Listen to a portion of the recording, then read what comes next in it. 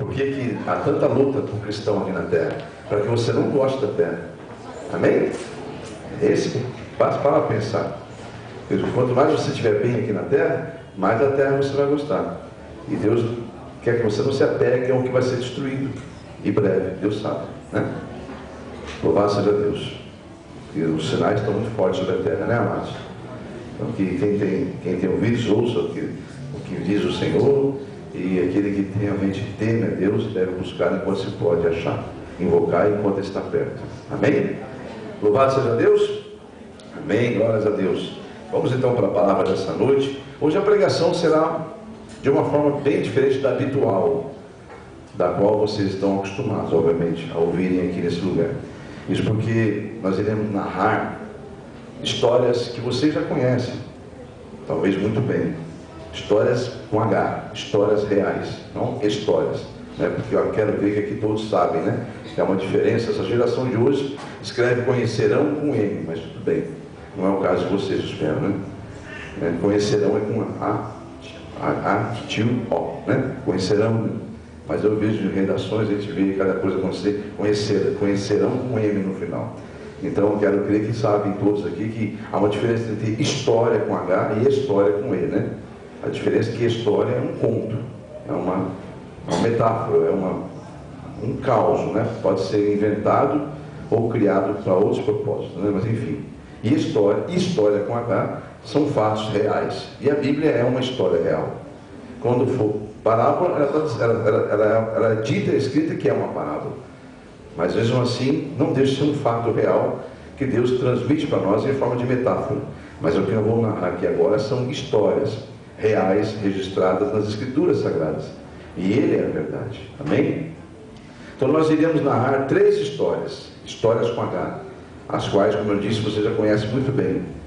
Mas na medida que elas vão estar sendo ministradas, vocês devem ir tentando, por isso que não saia do foco de ouvir a palavra, porque vocês vão tentar ir encontrando dentro de vocês, no raciocínio, que é o culto racional, o que há de elo entre as histórias narradas aqui hoje, que você já conhece, o que há de ligação entre elas e também o que é simultaneamente ligado a você. Está preparado para esse exercício?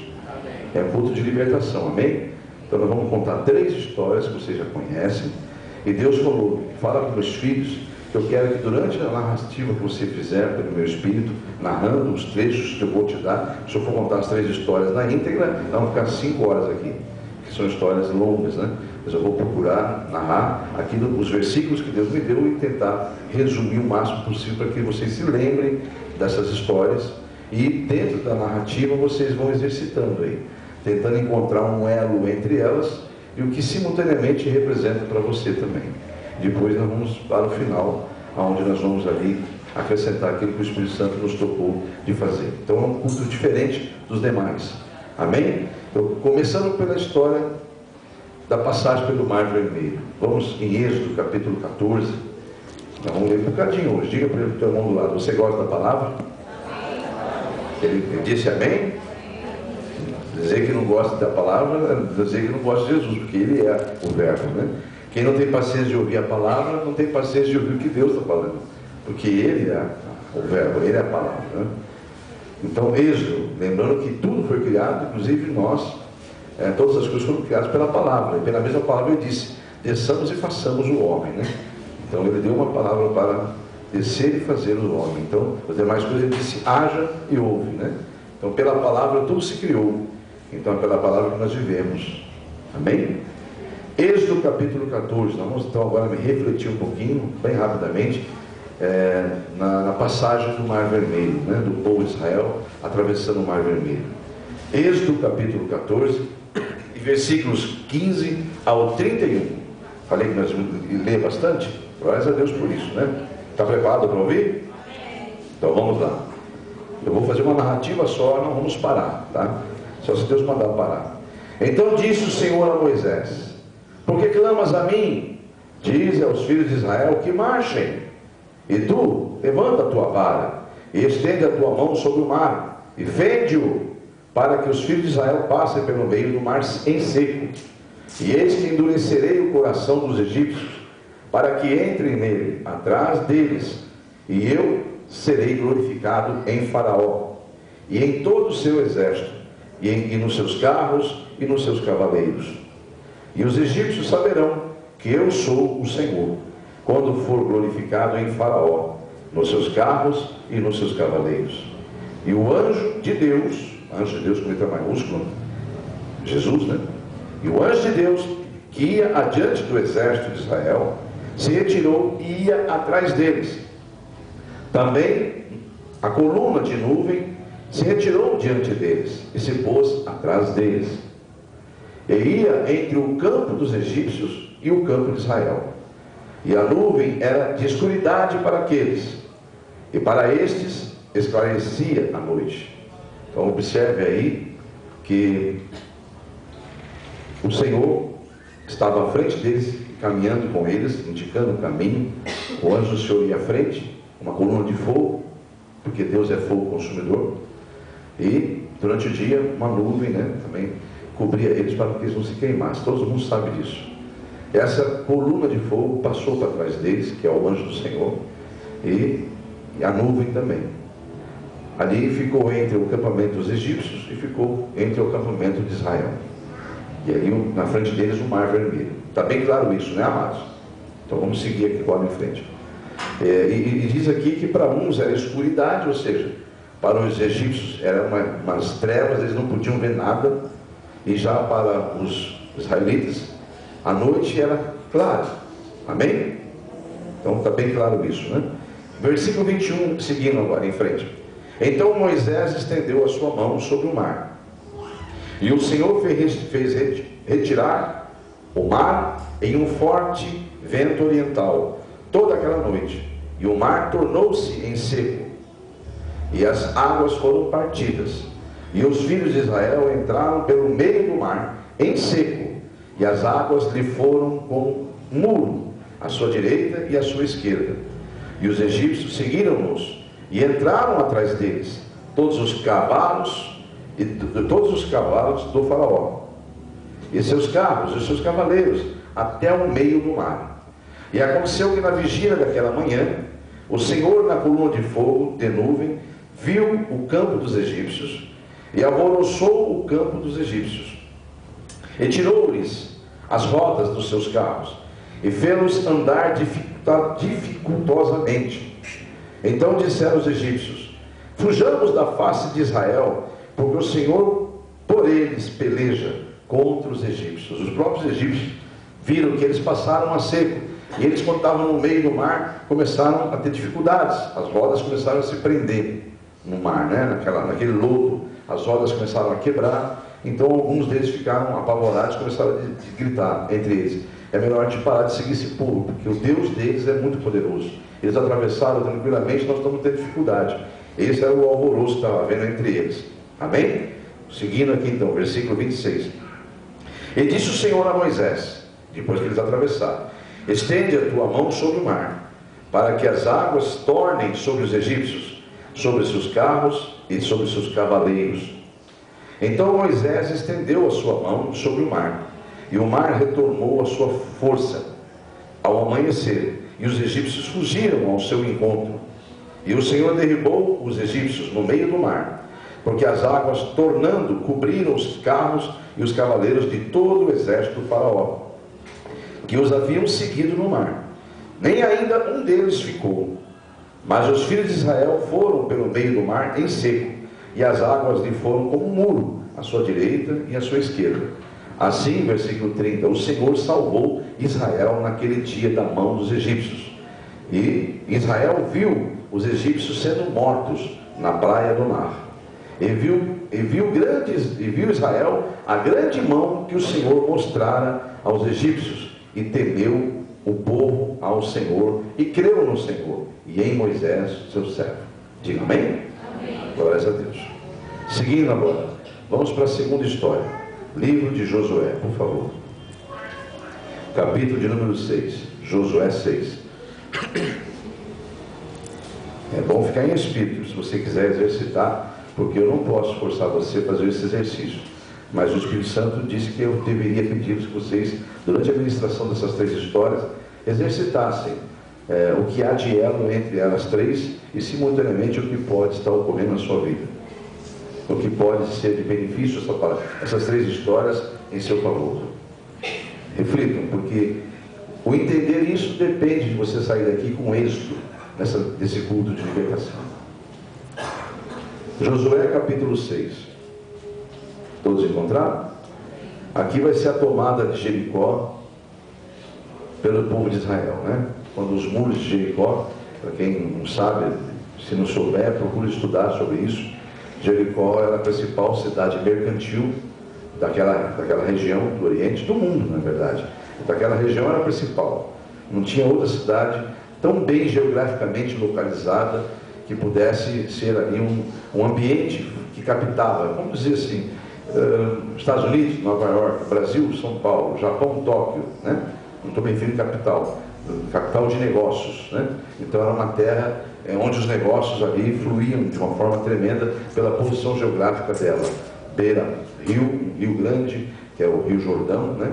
E aí ali era um porto, era uma cidade grande, onde o porto era ali. Então as pessoas vinham muito a Jericó e ali era um ponto de negócios. Amém? Está bem esclarecido? Então é a primeira cidade que Deus vai dar para Israel, vai ser Jericó. Olha só. Só que ela, por ser uma cidade tão poderosa financeiramente, tinha que ter uma proteção muito grande, né? E ela tinha essas muralhas que são, se você estudar a teologia, você vai ficar espantado de ver a possibilidade que eram essas muralhas. Eram coisas absurdas. E elas são comprovadas que elas existiram pela arqueologia, viu, gente? Para quem não sabe, tá? Mas vamos seguir em frente aqui. Então nós vamos ler agora sobre a queda dessa cidade. Essa cidade foi entregue realmente ao povo de Israel. Mas vamos às instruções que Deus deu a Josué, sucessor de Moisés, quando esse povo também, depois uma nova geração de atravessar o Rio Jordão, a seco, como foi feito com o Mar Vermelho, 40 anos antes, né?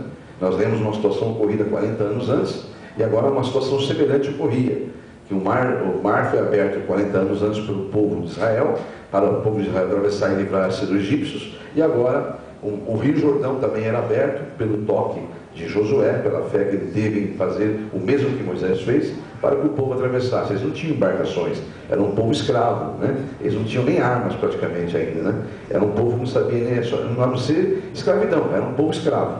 Então, um povo que não tinha recurso nenhum de vencer nada. Eles, então, foi dada a principal cidade para eles, como o primeiro ato que Deus fez à nova geração que não murmurou, né? Essa geração, ela não murmurou porque ela já nasceu conhecendo as graças de Deus, a glória de Deus, né? Ela nasceu no meio do deserto, essa geração aqui. Então vamos seguir em frente aqui. Nós vamos ler do capítulo 6, do versículo 1 ao 5. Depois vamos estar, para resumir a história, lendo alguns versículos pausados. Capítulo 6 de Josué, versículo 1 ao 5. Ora, Jericó cerrou-se, fechou-se, e estava cerrada, fechada, por causa dos filhos de Israel. Então as muralhas, as portas das muralhas foram fechadas para que Israel, quando eles viram aquele monte de milhões e milhões de escravos vindo, já a fama de Israel já era grande no Oriente, né, pelo que aconteceu desde a saída do Egito e tudo mais. Então eles já tinham uma certa fama, aquele povo. Então o que Jericó fez?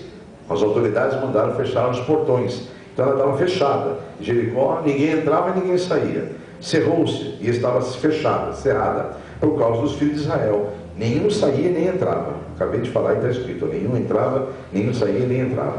Então disse o Senhor a Josué: olha, tenho dado na tua mão a Jericó, e ao seu rei, e aos seus valentes e valorosos. Vós, pois, todos os homens de guerra, rodeareis a cidade, cercando a cidade uma vez, e assim fareis por 6 dias. E 7 sacerdotes levarão 7 buzinas de chifres de carneiro diante da arca, e no 7º dia rodearei a cidade 7 vezes, e os sacerdotes tocarão as buzinas. E será que, tocando-se longamente a buzina de chifre de carneiro, ouvindo vós o sonido da buzina, todo o povo gritará com um grande grita, e o muro da cidade cairá abaixo, e o povo subirá nele, cada qual em frente de si. Então chamou Josué, filho de Num, os sacerdotes, e disse: Eu li até o versículo 5, né? Só que aí. Vamos agora ao versículo 14. Do 14 ao 16. Era até o 5, agora do 14 ao 16. Assim rodearam outra vez a cidade. Aqui já tinham rodeado 6 vezes. E aqui já estava no 7º dia, né? Assim rodearam outra vez a cidade. No 2º dia retornaram para o arraial. Assim fizeram durante 6 dias. E sucedeu que no 7º dia madrugaram, versículo 15, ao subir da alva, e da mesma maneira rodearam a cidade 7 vezes. Naquele dia somente rodearam a cidade 7 vezes, ou seja, conforme havia instruído o Senhor. Amém? Versículo de número 16. E sucedeu que, tocando os sacerdotes as 7 buzinas, 7 vezes as buzinas, disse Josué ao povo: gritai, porque o Senhor vos tem dado a cidade. Digam glórias a Deus. Versículo 20 e 21. Gritou, pois, o povo, tocando os sacerdotes a buzina. E sucedeu que, ouvindo o sonido do povo, o sonido da buzina, gritou o povo com grande grita, e o muro caiu abaixo. E o povo subiu a cidade, cada qual em frente de si. Tomaram a cidade. Versículo 21. E tudo quanto na cidade havia, destruíram totalmente, a fio de espada, desde o homem até a mulher, desde o menino ao velho, até o boi, ao gado, miúdo e ao jumento. Versículo número 24. Porém a cidade e tudo quanto havia nela queimaram a fogo. Tão somente a prata, o ouro e os vasos de metal e de ferro deram para o tesouro da casa do Senhor. Versículo 27. E assim era o Senhor com Josué, e corria a sua fama por toda a terra. Amém? Eu creio que são histórias que vocês conhecem muito bem. Eu quero que vocês reflitam, então, o Senhor, em tudo que está sendo lido, vai refletindo. Já há 2 histórias contadas, que você pode começar a entender qual o elo que há entre as duas. Vamos para a terceira, então. Juízes, capítulo 6. Juízes, capítulo 6. Que história que é essa? Gideão, né? A história de Gideão, o valente que Jesus mesmo, o Senhor, né, observou fazendo algo de uma forma muito tremenda, e agradou-se o Senhor de ver a inteligência de Gideão. O que ocorria aqui? Essa passagem que eu vou ler de Juízes 6, vou ler do versículo 1 ao 16, depois do capítulo 7, do 1 ao 22. É a história que nós vamos mais ler essa aqui. Mas eu quero que você entenda o seguinte aqui. Gideão, aqui Israel está, já ultrapassou a cidade, já conquistou várias cidades, já uma outra época, só que o povo de Israel desobedeceu a Deus em algumas coisas, né? E ao desobedecer a Deus, obviamente Deus os entregou nas mãos dos inimigos, para que os inimigos os perturbassem mesmo, porque é aquela velha história: se você tiver tudo em paz, você vai se esquecer do Deus de Israel, vai começar a se gostar das coisas do mundo. E o povo de Israel não foi diferente, acabou gostando das coisas que eles viram e esqueceram do Deus de Israel. E aí então o Deus de Israel, que é o Deus que queria vê-los sempre felizes, mas andando com Ele, não andando segundo o curso desse mundo, fez o quê? Permitiu que os inimigos os perturbassem por muitos anos. Então aí que vem as tribulações. Você às vezes fala: por que, Senhor? Por quê? Porque você não está obedecendo, porque você está desobedecendo, porque você saiu dos caminhos, está percorrendo outros caminhos. Deus está mandando você ir para mim e você está indo para Tarse. Então começa aí, você vai entender o que Deus quer falar até o final. Então essa situação aqui ocorre que o povo de Israel vai procurar pelos seus próprios meios fugir do inimigo, covardemente, fazendo cavernas nas montanhas, fazendo covas, se escondendo, né, para que os inimigos não os vissem, porque esses inimigos, quando Israel ia colher alguma coisa, plantação deles, esperavam o ponto das colheitas para poder atacar e roubar, saquear Israel. Israel ficava cada vez mais pobre. Então eles tentavam se esconder. Mas enfim, porque se eles não se escondessem, seriam mortos, né? Porque estavam debaixo realmente do jugo do inimigo, porque Deus permitiu. E aí então acontece que um desses homens de Israel, chamado Gideão, ele não se conforma com isso. Ele então fica então indignado de saber que tanto trabalho que eles tiveram para a plantação, e era a colheita na época, se eu não me engano, do milho. Deixa eu ver se era milho ou trigo aqui. Deixa eu ver aqui para não falar bobagem para os irmãos. Bom, é uma plantação, daqui a pouco eu vou chegar lá e vou entender. Era milho? Então tá. Enfim, era a colheita dessa cultura, e não era a época de uva. Ele então sabiamente, depois que chamou a atenção do Senhor, que ele foi lá no lagar. Para quem não sabe o que é lagar, é onde você pisa nas uvas, né? Aquele buraco, aquele tipo de um poço grande, né? Onde se jogam as uvas e as pessoas ficam pisando. Não tinha equipamento para amassar uva, né? Fazer o vinho, né, deles. Então eles pisavam em uvas. Essa cultura ainda existe em alguns países, né? Enfim. E aí nunca imaginaria o povo inimigo que haveria alguém nos lagares, porque lá era lugar de uva, não era época de uva. Então ele pegou toda a colheita da sua família e levou para o lagar. E ali estava trabalhando aquela colheita, sendo que não era época de uva. Então, sabiamente, ele foi para lá que ninguém iria atrás dele lá.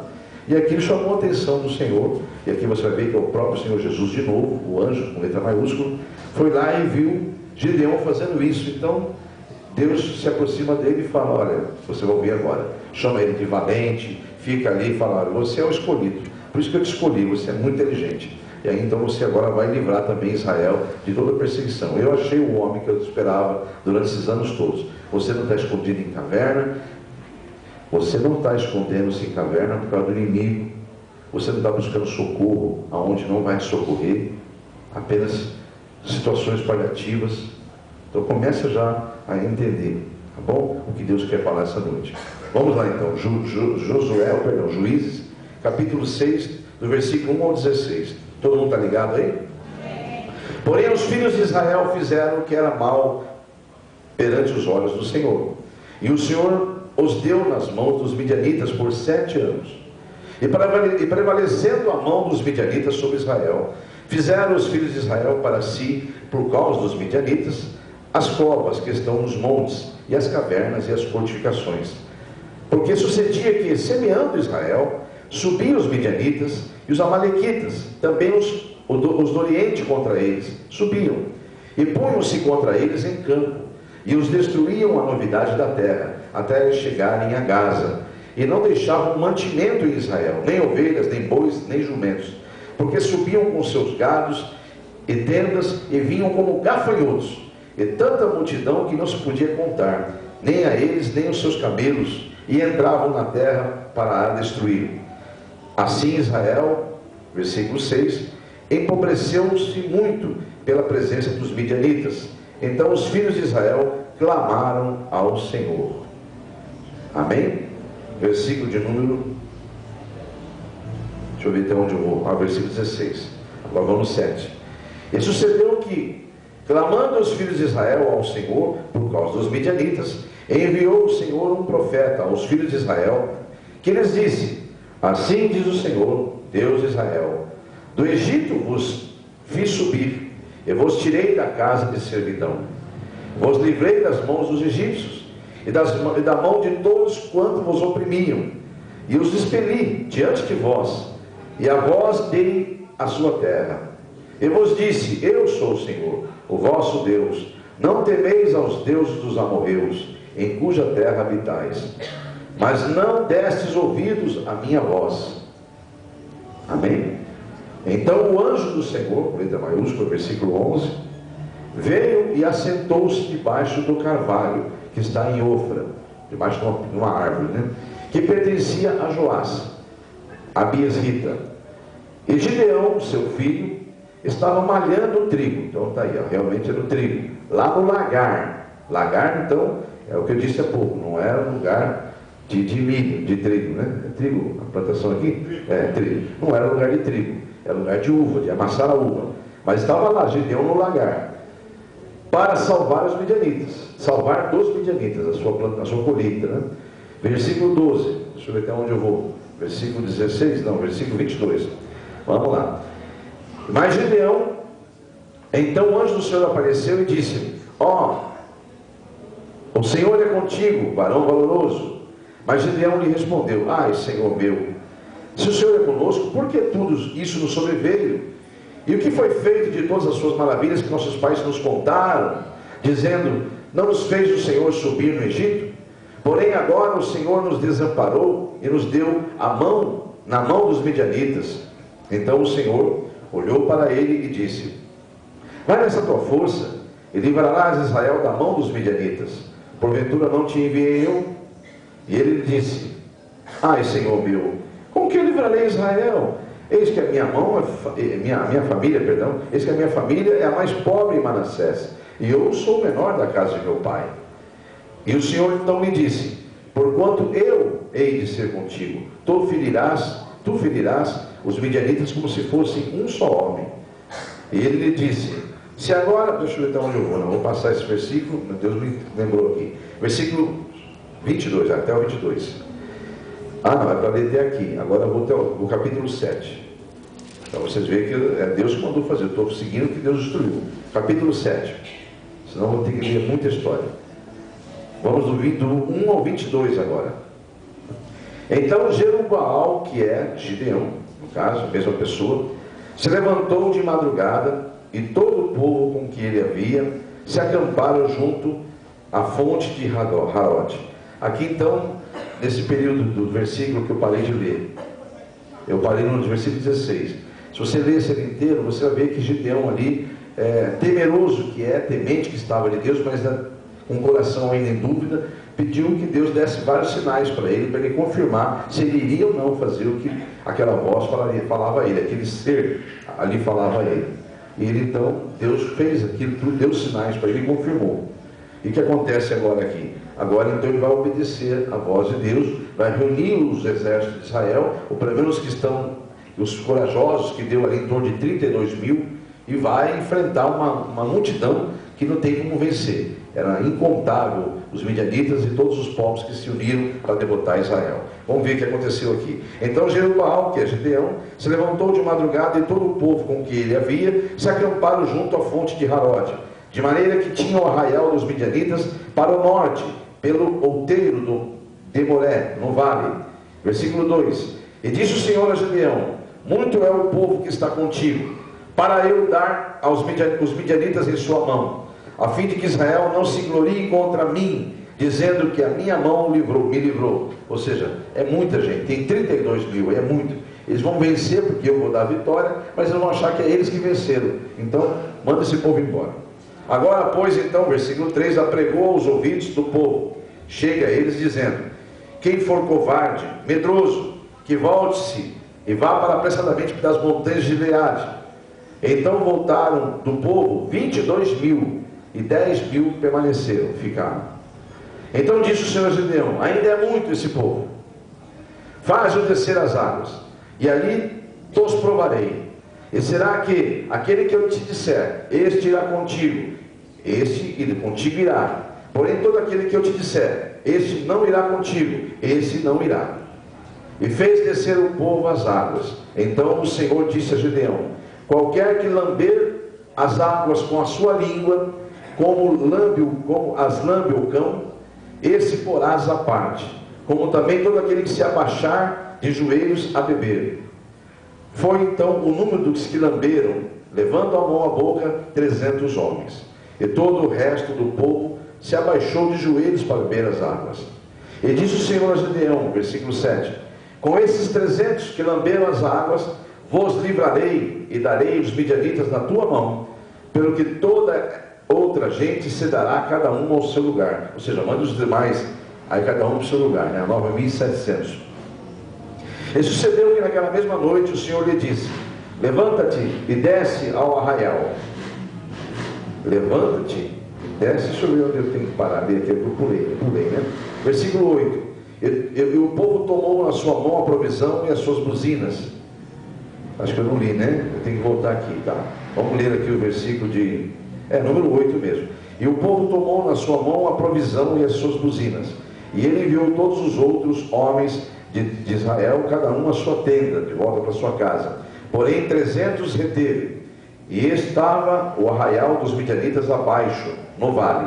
E sucedeu que naquela mesma noite, agora sim, que é versículo 9, o Senhor lhe disse: levanta-te e desce ao arraial, porque eu tenho dado na tua mão. E se ainda temes descer, desce tu e o teu moço, Pura, que é o rapaz que auxiliava Gideão. Desce você e o teu moço Pura ao arraial, e ouvirás o que dizem, e então se esforçarão as tuas mãos, e descerás ao arraial. Então desceu ele com o seu moço Pura até o extremo das sentinelas que estavam no arraial. E os midianitas e os amalequitas, todos os filhos do Oriente, e todos os filhos do Oriente, jaziam, dormiam no vale como gafanhotos em multidão, e eram inumeráveis como os seus camelos, como a areia no mar, ou como a areia que há na praia do mar, em multidão. Chegando, pois, Gideão, eis que estava contando um homem ao seu companheiro um sonho que ele dizia. Então ele chegou ali escondidinho no meio da mata, como Deus havia instruído ele e o Pura, que é o seu moço, né, o seu acompanhante, seu ajudador, e entre as matas ele observou os sentinelas, e havia um conversando com o outro que Deus queria que ele ouvisse. E eis que um sonho, aí o homem vai se contar um para o outro, eis que um sonho sonhei, eis que um pão de cevada torrado rodeava pelo arraial dos midianitas, e chegava até as tendas, e as feriu, e caíram, e transtornou de cima para baixo, e ficaram abatidas. E respondeu então o seu companheiro, dizendo: não é isto outra coisa, senão a espada de Gideão, filho de Joás, varão israelita. Deus tem dado na sua mão aos midianitas e todo este arraial. Olha só o que Deus fez. Está entendendo? Ele ouviu justamente o que Deus queria que ele ouvisse, porque Deus estava trabalhando nisso aí.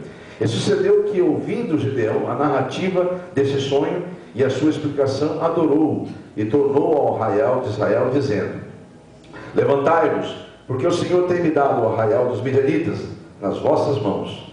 Então repartiu os 300 homens em 3 esquadrões de 100, é óbvio, né? Ele deu-lhes nas suas mãos as buzinas e os cântaros, os vasos vazios, no caso aquele onde bebe água, né? Aquela vazio, o cântaro de beber água, de barro, né? Com tochas neles acesas. E disse-lhes: olhai para mim e fazei como eu fizer. E eis que, chegando eu ao extremo do arraial, será que, como eu fizer, assim vos fareis também. Tocando eu e todos comigo estiverem a buzina, então vós também tocareis a buzina ao redor de todo o arraial, e direis: pelo Senhor e por Gideão. Chegou, pois, Gideão e os 100 homens com que ele iam ao extremo do arraial, ao princípio da vigília da meia-noite, e havendo já posto as guardas, tocaram as buzinas e partiram os cântaros que tinham em suas mãos. Assim tocaram os 3 esquadrões as buzinas, partiram os cântaros, os que tinham nas suas mãos esquerdas as tochas acesas, e nas suas mãos direitas as buzinas que tocavam, e exclamaram: a espada do Senhor e de Gideão. Versículo 21, até onde eu vou? Até o 22. E ficou-se cada um no seu lugar ao redor do arraial. Então todo o exército tentou a correr, gritando: fujam! E fugiram. Tocando, pois, os 300 as buzinas, o Senhor tornou a espada de um contra o outro, e isto em todo o arraial. E o exército fugiu para Zererá, até Bet-sita, até os limites de Abel-meolá, acima de Tebate. Para quem não sabe o que está acontecendo aí Deus colocou uma confusão entre eles. Quando Gideão chegou com Pura, com seu auxiliar, afastou o matinho e viu ali os sentinelas conversando, Deus já tinha dado o sonho para aquele homem, e com certeza que ele voltou para o arraial, aquele sonho que vocês acabaram de interpretar também aí, junto, ouviram? Quando Gideão voltou para o seu acampamento, Deus trabalhou daquilo ser divulgado em todo o arraial dos midianitas. Aquilo correu rapidamente, como notícia mal, né? Uma notícia ruim corre rápido. Quando Gideão voltou e fez conforme Deus instruiu, dividir 3 cercando o acampamento, né? E obviamente ele falou: quando vocês virem eu tocando a buzina, vocês tocam também, e quebram os cântaros para fazer bastante barulho, e gritam. pela espada do Senhor e de Gideão. Então aquilo para dar confirmação ao sonho deles. Na verdade, eles entraram em pânico e acabaram em pânico se pisoteando um ao outro, acabaram alguns tentando impedir de eles irem, começaram a lutar entre eles mesmos. Enfim, houve uma guerra entre eles mesmos e acabaram se matando uns aos outros, e ficou um monte de coisa para trás, que depois aí, se você estudar, você vai ver que ficou os despojos da guerra. Houve um monte de corpos mortos no meio do caminho e um monte de despojos, tudo que era de ouro, de utensílio, os animais, ficou tudo para Israel. Israel cada dia mais forte. Enfim, aí está as 3 histórias narradas. Obviamente eu fiz um resumo aqui, né? Cada uma delas tem uma ministração, obviamente. Mas afinal, o que há em comum entre essas 3 histórias? O que há em comum entre elas? Refletindo sobre isso, o que há? A resposta correta está em Salmo 46. Você deve estar pensando um monte de coisa. O que há em comum? Com certeza veio um monte de coisa na tua mente. Mas deixa eu faz elas refletirem um pouco e em seguida dá a resposta para eles. Que é a resposta dessa duelo que há entre essas 3 histórias e simultaneamente com a vida deles também está em Salmo 46. Vamos lá? Todos estão preparados para entender agora? Vamos lá. O título desse salmo é A Perfeita Fé em Deus. Olha aí. A perfeita fé em Deus. Vamos lá? Deus é o nosso refúgio e a nossa fortaleza. Diga glória a Deus. É o socorro bem presente na hora da angústia. Pelo que então não temeremos, ainda que a terra se mude, ainda que os montes se transportem para o meio dos mares, ainda que as águas rujam e se perturbem, ainda que os montes se abalem pela sua braveza. Há um rio cujas águas correntes alegram a cidade de Deus, o santuário das moradas do Altíssimo. Deus está no meio dela, não será abalada. Deus a ajudará ao romper da manhã. As nações se esbraveceram, os reinos se moveram. Ele levantou a sua voz e a terra se derreteu. O Senhor dos exércitos está conosco. O Deus de Jacó é o nosso refúgio. Vinde, contemplai as obras do Senhor. Que desolações tem feito na terra. Ele fez cessar as guerras até o fim da terra. Quebra o arco, corta a lança, queima os carros de fogo.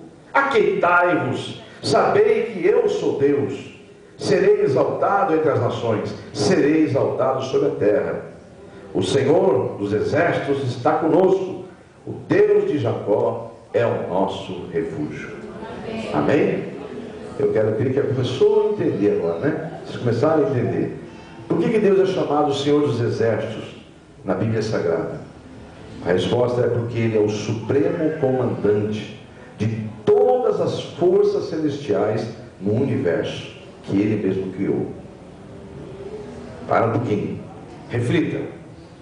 Por que Deus, aqui no versículo 11, quando cita aqui os filhos de Corá nesse salmo, o Senhor dos exércitos está conosco. Essa expressão Senhor dos exércitos não é apenas uma expressão, ela é o nome do Senhor, porque Ele se apresenta em várias passagens como eu sou o Senhor dos exércitos. E isso dá a Ele a suprema autoridade. Ele é o supremo comandante. Alguém deu glórias a Deus por isso? Você talvez não esteja percebendo o que Deus está falando. Ele é o suprema autoridade, é o supremo comandante de todas as forças celestiais do universo que Ele mesmo criou. Vocês estão entendendo agora? Então, veja o Salmo 103. Isso o visível e o invisível, viu, amados? O visível e o invisível. Deus manda dizer claramente. Não esqueça de falar para eles que eu sou o Criador de todas as coisas. Estou no comando de tudo. Não há ninguém que tenha autoridade maior do que a minha. Tudo que vocês veem e tudo que vocês não veem, a autoridade está no meu controle, diz o Senhor. Salmo 103. O Salmo 103, versículos 19 ao 22, diz assim: o Senhor tem estabelecido o seu trono nos céus, e o seu reino domina sobre o quê? Tudo. Vamos ler de novo? Presta atenção, igreja. O Senhor tem estabelecido o seu trono nos céus, O seu reino domina sobre tudo. Bendizei ao Senhor, anjos seus, magníficos em poder, que cumpres as suas ordens, obedecendo à voz da sua palavra. Versículo de número 21. Bendizei ao Senhor, todos os seus exércitos, vós, ministros seus, que executais o seu beneplácito, sua vontade soberana, né? Versículo 22. Bendizei ao Senhor todas as suas obras, e todos os lugares do seu domínio. Bendizei, ó minha alma, ao Senhor. Amém?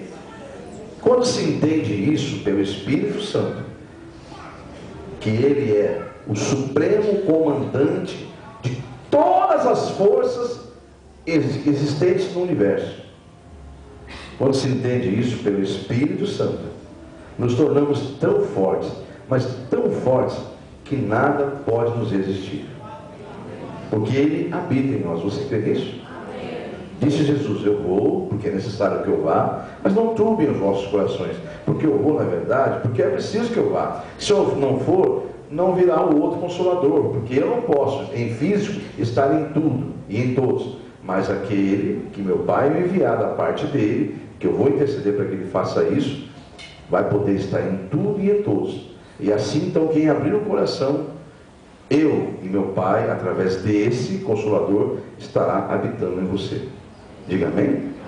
Então, quando se entende isso pelo Espírito Santo, você ganha uma autoridade, uma força tão grande. Se não for para tomar posse da vitória de imediato, pelo menos de ter uma convicção, uma certeza que Deus se levantará do trono a qualquer momento a teu respeito. Você tem que parar para pensar quantas injustiças passou José para chegar a ser o segundo homem do faraó. É o primeiro homem depois dele. Você tem que entender o que passou Moisés, o que passou grandes homens de Deus, Davi. Então o que você está passando agora, entenda que é um momento apenas, que Deus está te capacitando para a glória dele. Amém? Para a glória dele. Entenda isso, irmãos. Davi, por exemplo, quando ele era um adolescente, o Espírito Santo, mais cheio do Espírito Santo, adolescente mais cheio do Espírito Santo, não era aquele adolescente que dá nada, não, ele sabia que dava sim. Não andar com Deus, ele sabe que dá sim. Não era essa juventude de hoje que fala, dá nada não, dá sim. Davi sabia disso, então era um homem, já era um jovem cheio do Espírito Santo. E a primeira dificuldade que ele vê, aqueles que não tinham a mesma unção que tinha nele, por ser um jovem que buscava a Deus, ele teve a coragem de enfrentar o que o exército de Israel não teve, que foi um gigante Golias. Vou pedir que você vá em 1 Samuel, por favor, comigo, em nome de Jesus, para tentar entender um pouquinho mais. Quando ele entendeu isso que nós estamos lendo aqui, que o Senhor dos Exércitos estava com ele, podia fazer qualquer afronta ao inimigo, que ele não tinha medo nenhum do inimigo. Muito pelo contrário, ele zombava do inimigo, ele riu do inimigo, como Deus fala para nós rir do problema. Zomba, Sião é Israel, zomba, Israel da nova aliança, cristãos, zomba do inimigo, ria do inimigo se você crê em mim, diz o Senhor. Amém? Não importa o que ele te mostrar. Capítulo 17 de 1 Samuel, versículos 42 a 47, aquela passagem que o inimigo vai dali, afrontando Israel. Aí Davi fala para o rei Saul, é um menino só, me permite estar na sua presença aqui, eu toco para o Senhor, o Senhor gosta muito que eu toco para o Senhor, maravilha, o Senhor se acalma, né? Mas agora me permita falar para o Senhor o seguinte, que ele era tocador de harpa, né? Era músico, né? E cantava muito bem, vários salmos são cânticos de Davi, cheio do Espírito Santo, por isso que acalmava Davi, né? Ou Saul, que era perturbado. Mas enfim, aconteceu que ele fala assim, eu toco para o Senhor, se acalma, mas agora me dá a oportunidade de enfrentar esse gigante, porque o nosso exército está com medo dele. Mas aquele que me chamou para ser servo dele, que habita em mim, não vai permitir que ele se sobressaia e afronte tanto o nosso exército assim, e afrontando o próprio Deus. E aí você vai ler essa história, vai ver que o rei Saul fica assim compadecido. Garoto, até acho bonita a tua atitude, mas você vai ser esmagado. Aí, já que você quer enfrentar, ele viu que não tinha argumento para contradizer Davi, ele pega, então eu vou dar a minha armadura para você enfrentar ele, não, para você morrer, né? Ele não falou isso, mas é óbvio que ele pensa isso, para você morrer com honras, morrer com a armadura de um rei. É isso que ele pensou, Saul pensou nisso. Ele falou, não, larga. Ele até vestiu a armadura, não conseguia nem sair do lugar. Ele era franzino, era raquítico, era menininho, tinha uns 12, 13 anos, no máximo uns 14 anos, e bem magrinho, né? Ele não tinha condições nenhuma de vestir aquela armadura de um rei. Aí ele tira tudo e fala assim, não, você permite que eu vou do jeito que eu estou aqui. Pegou só a funda dele, que é onde carrega uma pedrinha, né, que ele caçava com aquilo, tipo um estilingue, mas que gira, né, você deve saber. Mas vamos aqui em frente, tem um momento que ele está de frente com o gigante. Vamos lá, quantas vezes você está de frente com o inimigo, você faz que nem o povo de Israel, né, se esconde em covas, ou faz fortificações, né, busca refúgios em coisas que não vão te socorrer coisa nenhuma, só vão resolver dar valor para o inimigo, valorizar o trabalho dele, ao invés de valorizar o Deus vivo de Israel. Então veja o que acontece, versículo 42 ao 47. E olhando o filisteu, no caso aqui Golias, e vendo a Davi, o desprezou, porquanto era muito jovem e ruivo, e de gentil aspecto, ou seja, tinha aparência de quem nunca nem pegava no pesado, né? E disse, pois, o filisteu a Davi, sou eu algum cão, para tu vires a mim com paus? E o filisteu amaldiçoou Davi pelos seus deuses. Disse mais o filisteu a Davi, vem a mim, e darei a tua carne às aves dos céus e às bestas do campo. Davi, porém, disse ao filisteu, tu vens a mim com essa espada, com lança, com escudo, porém eu vou a ti, em nome do Senhor dos exércitos, o Deus dos exércitos de Israel, a quem tens afrontado. Hoje mesmo o Senhor te entregará na minha mão, e ferir-te-ei, e te tirarei a cabeça, e os corpos do arraial dos filisteus darei hoje mesmo às aves do céu e às bestas da terra, e toda a terra saberá que há Deus em Israel. E saberá toda esta congregação, essa reunião de pessoas aqui, que o Senhor salva, não com espada, nem com lança, porque o Senhor é a própria guerra, Ele é a guerra, e Ele vos entregará nas nossas mãos. Diga glórias a Deus. Aleluia, glórias a Deus. Irmãos, quando se entende isso, eu insisto, você ganha essa força tremenda, a mesma força que foi dada a Davi, porque como nós lemos no começo, o Senhor é a nossa força. Quando você diz assim, eu estou tão fraco, tem pessoa que fala assim, eu não vou perder isso que eu estou fraco. Então continua buscando a sua força, que você não vai vencer nada, nada. Agora quando você entender que a sua força não é sua, você vai buscar a força de Deus, aí sim, aí você vai entender o porquê você foi chamado. Amém? Nós, povo de Deus, da nova aliança, o novo Israel, temos uma aliança que é muito mais superior que a aliança do Velho Testamento. Para quem não sabe, ela foi assinada com sangue, não de bodes, nem de aves, e sim o sangue do Filho de Deus. Essa nova aliança, esse novo acordo que Deus fez com o seu povo escolhido, Ele fez com o sangue do Cordeiro dele, o sangue do próprio Filho. Amém? Tanto é, amados, que se você sabe que a sua aliança, a aliança que Deus tem comigo, com você, ela é muito maior do que a aliança que Ele fez com Israel, ela é muito maior. A Bíblia fala isso, para quem não sabe, viu, amados? A Bíblia fala que essa nova aliança é muito superior à velha aliança, viu? Para quem não sabe, está no Novo Testamento isso. Eu não vou buscar esse endereço, mas está lá. Eu posso depois trazer para os irmãos. Mas diz claramente que a nova aliança tem um peso muito maior do que a velha aliança. Então Deus está dizendo, olha, se eles já tinham essas bênçãos, imagine vocês. Amém? Glórias a Deus. Então, sabendo disso, amados, nós vamos aceitar de cabeça baixa que o inimigo continue te afrontando a você, a tua vida financeira, a tua saúde, a tua família, a tua igreja.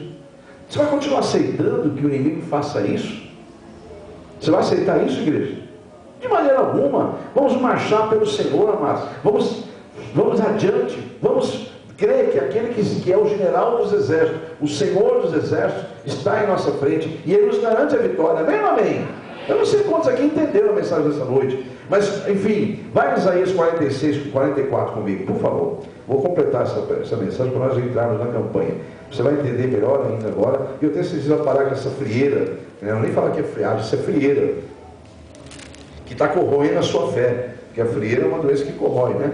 Então, a frieira da fé está corroendo a nossa fé. Não deixa entrar essa frieira na tua vida. Podia falar friagem, mas eu vou falar frieira pelo Espírito Santo, porque é pior do que a friagem, do que a frieza, né? Então vamos lá, 44 de Isaías, versículo 6. Olha o que diz as Escrituras. Assim diz o Senhor, o Rei de Israel e o seu Redentor, o Senhor dos Exércitos: eu sou o primeiro, eu sou o último, e fora de mim não há Deus. Vá no capítulo 41, por favor, igreja, versículo 10 ao 13. Não temas, porque eu sou contigo. Não te assombres, porque eu sou o teu Deus. Eu te esforço, te ajudo, te sustento com a destra da minha justiça. Eis que envergonhados e confundidos serão todos os que se irritam contra ti. Tornar-se-ão nada os que contendem contra ti, perecerão. Buscá-lo-eis, mas não os achareis. Os que pelejarem contigo tornar-se-ão nada, e como coisa que é nada os que guerreiam contigo. Versículo de número 13, para finalizar. Porque eu, o Senhor teu Deus, te tomo pela tua mão direita e te digo: não temas, que eu te ajudo. Amém? Enfim, o que há em comum entre as três histórias, e nós que somos o povo de Deus do Novo Testamento, da Nova Aliança, é que nós não devemos temer a nada. Seja qual for a luta que você enfrenta, que Deus está permitindo, é Ele que irá à sua frente, é Ele que estará à nossa frente, pelejando por nós. Você crê nisso, irmão? Por isso que diga para o teu irmão do lado: esta peleja não é sua. Amém? Seja qual for a luta que ele está passando, olha de novo para ele, bem nos olhos dele, mas fala pelo Espírito Santo, fala: esta luta não é sua. Amém? Entenda isso. Vai em 2 Crônicas, eu te peço em nome de Jesus que você se coloque em pé, abrindo o 2 Crônicas, capítulo de número 20. Você entendeu o que há de em comum? Você percebeu que Deus, principalmente Gideão, que na história nós mais lemos ali, nem precisava fazer nada, a não ser colher os despojos. É o que vai acontecer com você, meu irmão. Se você crer nesse Deus vivo, você não vai precisar lutar não, você vai colher a vitória. Amém, igreja?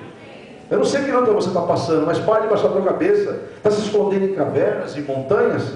Tem pessoas que não entendem a luta que eu já passei na minha vida e falavam no passado: olha a minha vitória. Está aqui a minha vitória, constantemente, ó. Todo domingo aí tocando, louvando a Deus com os filhos na igreja, né? Você sabe do que eu estou falando, os mais antigos. Estou passando uma luta agora, estou glorificando a Deus, amados, porque eu verei a minha vitória. Eu não estou, ninguém se preocupa comigo, ninguém precisa ficar olhando: ô coitado, que coitado nada, coitado é o diabo, que está derrotado, irmãos. Eu não, eu sou, e você, somos filhos do Deus Altíssimo. Tudo, mas tudo que acontece conosco tem um propósito desse Deus vivo. Amém, igreja? E o propósito sempre é o melhor para nós. Amém? 2 Crônicas, capítulo de número 20, e versículos 17, para finalizar. Nesta peleja não tereis de pelejar. Parai, estai em pé, e apenas observe a salvação do Senhor para convosco. Ó Judá, ó Jerusalém, não temais, nem vos assusteis. Amanhã saides ao encontro, porque o Senhor será convosco. Diga amém? O tema dessa noite é: Deus é que peleja por nós. Amém? Você crê que Deus peleja por você? Você crê que Ele é o Senhor dos Exércitos? Então reflita agora naquela tua causa que você estava tão assim, broxou, cabisbaixo, e lembre-se que você serve um Deus vivo. Se Ele permitiu passar, você está nesse vale, não seja como as pessoas deste mundo, ou como aqueles que fizeram o que é mal perante o Senhor. Muito pelo contrário, e se fez, se arrependa e se converta, porque Deus é rico em misericórdia. E se você está vivo, é porque Ele reconhece que você é pecador, mas que você ainda tem a solução. Porque se você não tivesse uma solução, Ele já tinha tomado o teu fôlego e você já ia para o julgamento naquele dia. Ou já estaria em sofrimento. Mas hoje não. Você está com o fôlego, é porque Ele tem ainda. Ele vê em você a possibilidade de uma transformação. E Ele começou boa obra na tua vida. E Ele vai concluir. Amém? Por mais que te julguem, por mais que o inimigo te acuse, não se esqueça, você está com o fôlego de Deus. O fôlego de Deus está em vós. E se Ele está em vós, é porque Ele tem um plano na sua vida. Diga amém! Então aplauda Ele. Deus é quem peleja por nós. É Deus que peleja por nós. Deus é que peleja por nós. Glórias ao nosso Deus, o Pai, o Filho e o Espírito Santo. Erga suas mãos aos céus, diga: Senhor, obrigado por essa palavra. A partir de hoje, Eu vou fazer o que a tua palavra me ensina, a confiar e entregar em suas mãos, descansando e esperando no Senhor, porque eu sei que o mais, tudo o Senhor fará. Diga amém? Então que assim seja. Erguendo as mãos aos céus, fala: Senhor, deposita sobre essas mãos o teu poder, porque agora eu usarei a autoridade que o Senhor me concedeu, através do nome sobre todos os nomes, que é o nome de Jesus, e vou expulsar todo o mal da minha vida, e em todas as áreas da minha vida. Com fé, igreja, peça que Deus deposite sobre as tuas mãos a unção do Espírito Santo. Fala, diga: Senhor, aqui está minhas mãos, ofereça ao Senhor, para que nela seja depositada a tua unção. E quando eu impor sobre a minha cabeça, virá uma rajada do teu poder, da tua unção, e todo o mal, em todas as áreas, o que está oculto, até aquilo que eu não sei, será destruído, porque o Senhor é Deus, que tudo vê, tudo pode, tudo sabe. É no nome de Jesus que eu peço a tua unção. Diga amém? Recebe a unção de Deus? Então coloca sobre a tua cabeça e com autoridade. Feche teus olhos e diga com autoridade: em nome de Jesus, onde houver um mal, sobre qualquer área da minha vida, eu ciente ou não ciente, eu digo agora: vocês perderam. O sangue de Jesus tem poder. O poder de Deus está sobre a minha vida. A unção de Deus vai destruir todo o jogo do inimigo. Então eu ordeno agora que todo mal saia. Saia em nome de Jesus. Muito bem, meu amado e minha amada, você que acabou de ouvir a mensagem de pregação do culto de libertação da comunidade evangélica A Mão de Deus. Nós temos, por revelação do Espírito Santo, uma campanha a qual você pode participar também. Basta você ter o interesse de participar. Se você foi tocado por Deus de participar dessa campanha, não é necessário estar aqui presente na igreja. É uma campanha, até porque nós estamos via internet, né? Você nos acessou. Basta você continuar fazendo isso toda semana, porque é uma campanha de 7 semanas.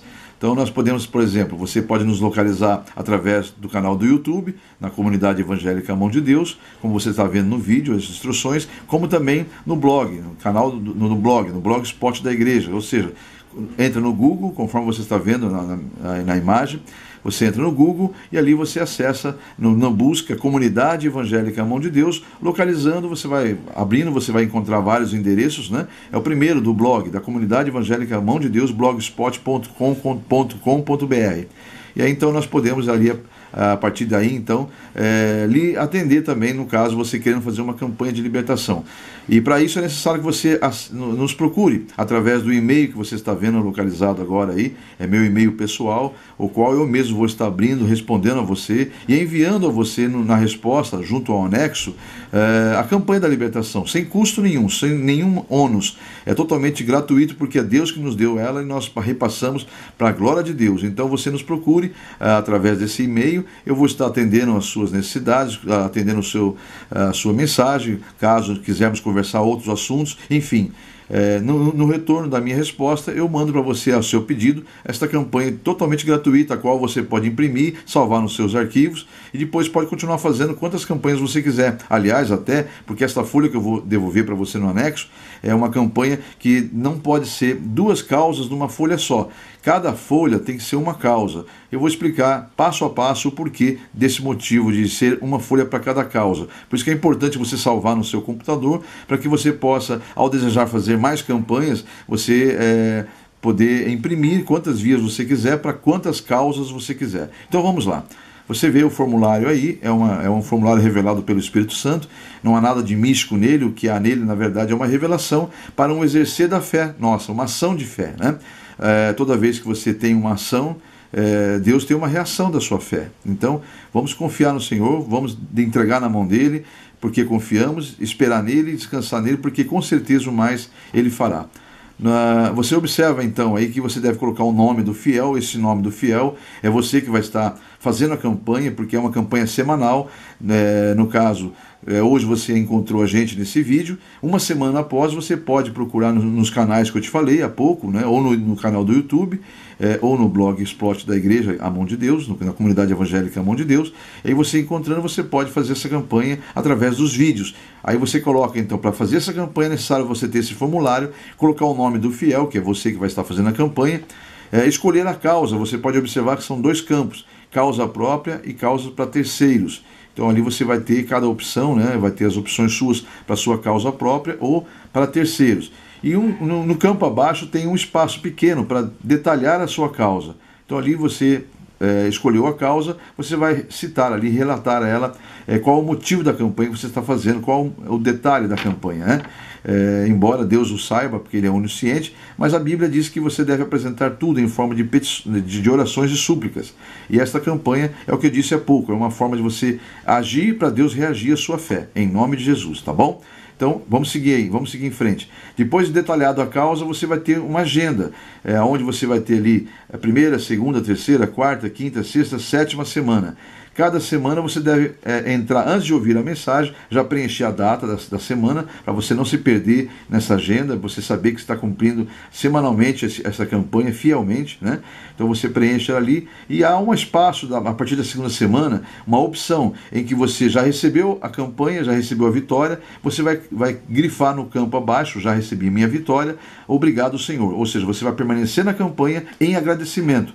Caso ainda não tenha recebido na segunda, na terceira, na quarta e assim por diante, até a sétima semana, você vai colocar ali, caso não tenha recebido, literalmente, você vai colocar, pela fé você já toma posse, em nome de Jesus, mas você vai colocar sempre a opção, estou em oração, confio no Senhor. Amém? Então esse é o nosso formulário, não é difícil, ele é bem didático, é fácil de preencher, basta você apenas entrar em contato comigo naquele e-mail, que eu vou estar retornando a você, no anexo, um formulário desse para que você possa estar na campanha que foi revelada pelo Espírito Santo de Deus e que tem feito grandes maravilhas na vida de muitas pessoas. Confia no Senhor e com certeza o mais Ele fará, em o nome de Jesus. Eu creio que todos que já estão de posse da folha para a primeira campanha, tanto aqui quanto na internet, entenderam perfeitamente qual é o propósito dessa campanha. Coloque-se em pé então, vamos orar pela campanha que está sendo iniciada nessa noite, tanto os presentes quanto os da internet. Coloque-se em pé, você que já está de posse da campanha, vamos falar com o nosso Deus. Já deve ter preenchido a tua folha, né? Então, agora coloque-se em pé, vamos orar em favor da sua causa, em nome de Jesus.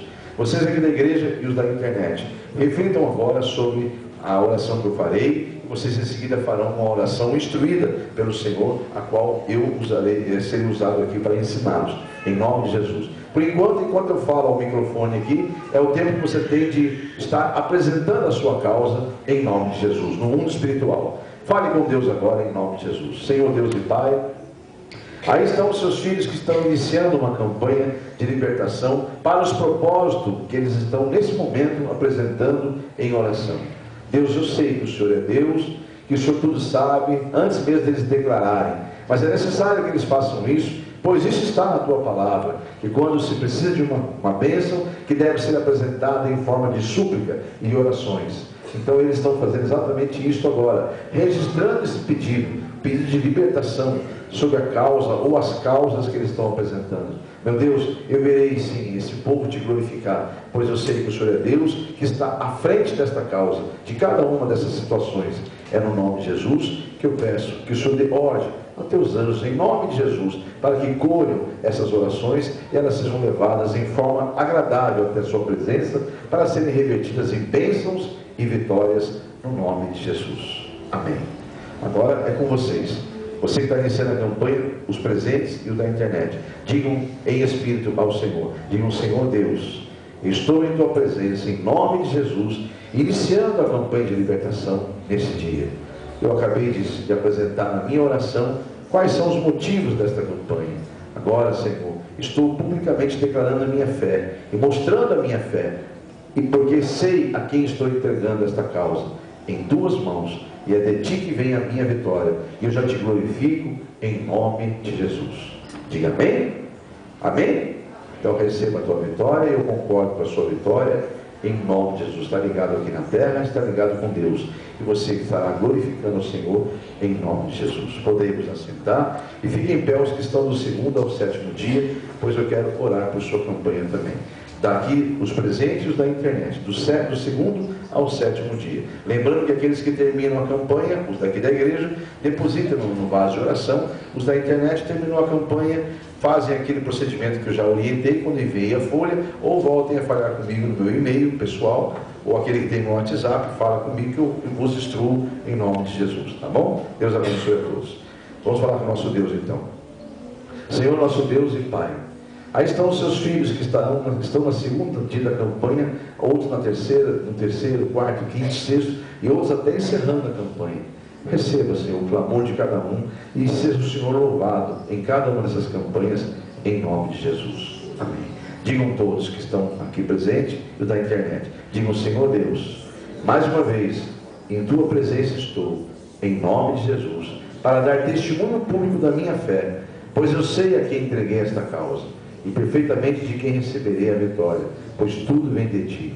E é no nome de Jesus que eu estou aqui, para Te glorificar, e dizer que eu darei testemunho, não deixarei de contar a Tua obra nesta campanha, pois o Senhor é o Deus a quem entreguei, em nome de Jesus, do qual obterei a minha vitória, a qual já tomei posse, desde o primeiro dia, em nome de Jesus. Diga amém? Que assim seja. Eu concordo realmente com a sua vitória e agradeço a Deus por ter fortalecido a cada um de vocês para permanecer firme em cada um dos dias da semana que você está. Se está no último dia, louvado seja Deus, tome posse da tua vitória. Mesmo que você não veja, ainda tome posse, porque Deus te honrará. Os que estão no segundo ao sexto dia, fiquem firmes, não desanimem, e Deus fará a obra em nome de Jesus. Que Deus abençoe a todos em nome de Jesus. Podemos assentar em nome do Senhor Jesus.